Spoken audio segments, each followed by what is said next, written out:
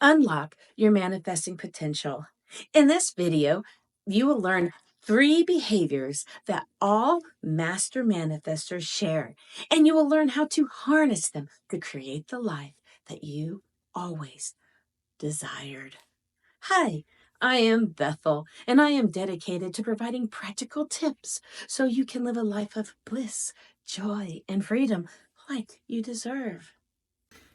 Very long time ago, there was this person who was standing in line at an airport for a cab. And if you're not familiar with how cab services and airport services may have looked many years ago before Lyft and Uber, they were long, usually unpleasant lines, and people were grouchy. And by the time the cab came, it was just a miserable, sad experience for everybody. This one particular day, this person was waiting in line, and when it was their turn, a beautiful, shiny cab pulls up to the curb. Thinking, oh, I kind of lucked out. The cab is not so dirty like the rest of them. This person walks up to the cab, quickly greeted by a guy who was wearing a neatly pressed white shirt, a black tie, and pressed black slacks. The cab driver hands the person who was waiting for the cab a laminated card, says, "Hi, my name is Massey, and I will be your cab driver today. Please, while I load your baggage into the trunk, go ahead and read over my mission statement." Taken aback, the cab passenger looks at the card, and it says Massey's mission statement: to deliver the safest, most reliable, quickest, and cheapest drive for my customers. This was new. This person had never experienced this kind of service in a cab line before. Not thinking too much of it at this point, the person gets inside the car. Once inside the car, the person sees, hey, the car is shiny and clean, unlike other cab rides that they have had before in the past.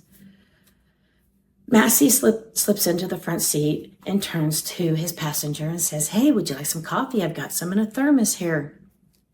And thinking it was funny, the passenger jokes around and says, "Nah, I prefer soda." Massey said, "Well, that's fine. I've got a cooler up here. It has Coke, Diet Coke, Lassie, orange juice, and water. What would you like?"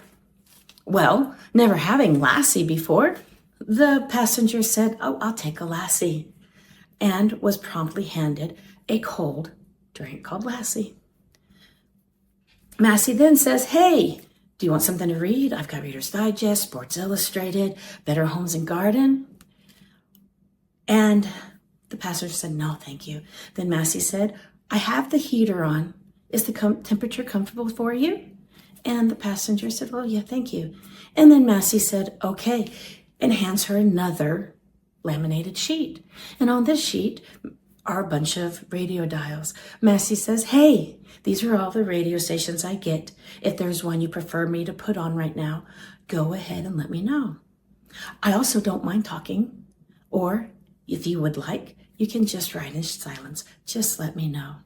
At this point, the passenger says, "This is unlike any ride I have ever had before. Massey, have you always treated your passengers like this?" And Massey said, "No, ma'am, only about the last 2 years. The first 5 years I was a taxi cab driver.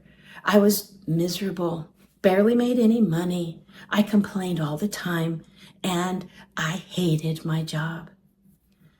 Then I came across the power of positive thinking and realized I could manifest a different life. All I had to do was start living the life I wanted to see. So I decided to research this a little bit more because I was very unhappy. And the person who was talking about this concept to me compares everybody as one of two things, either a duck or an eagle. A duck stays on the ground and complains and quacks and just swims around in its own miserable pond for most of its life. where an eagle soars above the sky and goes wherever he wants and is free and majestic and beautiful and happy. And Massey said, at that point, I decided I am going to be an eagle. So I started to change things. I started to change the way I dress and the way I treated my customers. And as I had success, I added more and more things. And now customers call me. I have a loyal following. I doubled my income the first year I made all these changes. And this year I'm looking to quadruple them, all because I decided to start living the life of a successful person. This also kind of reminds me of a funny joke that I once heard, where it was my boss said to come to work dressed as the kind of person I want to be. So I came as Wonder Woman. That's funny. And this story is a great example that you have the control over your life. If you do not like where you are right now, start living it differently. When I was a kid, it was the term fake it until you make it. And where that could apply here, faking holds the energy of not embodying it. Embody who you want to be, and you will make it. The second thing that all master manifestors do is analyze their day. At the end of the day, they will take a look at what worked and what didn't work. They will show gratitude for every moment in their day, extreme gratitude for the ones that worked, and then for the ones that did not work, they show the gratitude. But they then will shift that energy that was associated with what didn't work into something positive. A technique that's easy to do this with is just to retell the story. I have a friend in my life who, when something does not work out for them, will retell the story a little bit at a time. I find it so funny to get to sit down and listen to her retell the story. And each time it is slightly different and different until it's the one that she wants. And when I first started noticing my friend doing this, everything inside of me wanted to be like, that didn't happen. You're lying. Tell the truth. And now, with what I know, I want to go to my friend and say, I'm sorry I ever felt that way about you. Please teach me how you learned how to do that. Because even though you may have a part of me going, but that's a lie, it's not truth. The purpose of doing this is to take all of those negative energies that you have inside of you and shift them out of your space, transmute them into positive ones. Because energy can't be gotten rid of. It can only be changed. And by rewriting your story at the end of the day, you are changing that energy that may be participated in your day, not going exactly as you would have considered an ideal day to look.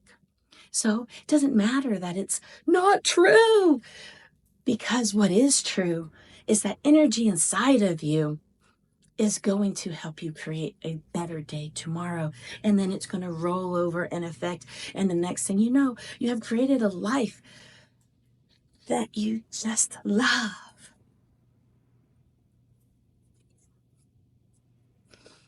The third thing that all master manifestors do is look for the good in all things. John Frankl, in his book, Man's Search for Happiness, tells a story about a gentleman who survived the Holocaust. When that's all done, he gets married to the love of his life, and he lives very happy and successful. And then his wife dies, and he is devastated. He just is reliving his life's pain and sorrow, and he ends up going to a therapist. And this wise therapist looks at John and says, "What's the good news?" John, taken aback, says, "Good news, my wife is dead, the love of my life, my best friend." And the therapist said, "Yes, what is good news? Here is a tragedy that is in front of you, but what good can you see that's in it?" John resisted for a while, but really wanting the pain and sorrow inside of him to end, looked deep. And he thought about it, and he hung his head. And then he looked at the therapist and said, well, I guess I saved my wife the deep pain I feel because of her loss. She never had to experience that because she died before me. And the therapist said, hold on to that. And friends, he did. It was hard at first because his pain was so deep. But when he held on to the fact that, well, at least my wife doesn't ever have to feel the way I feel, each day got a little bit better and a little bit better. Even though something bad in your life happens, there's something good that you can hold on to. Say you get in a car accident. You have no money to fix the car. What's the good news? Well, I'm alive. There is always something, my friends.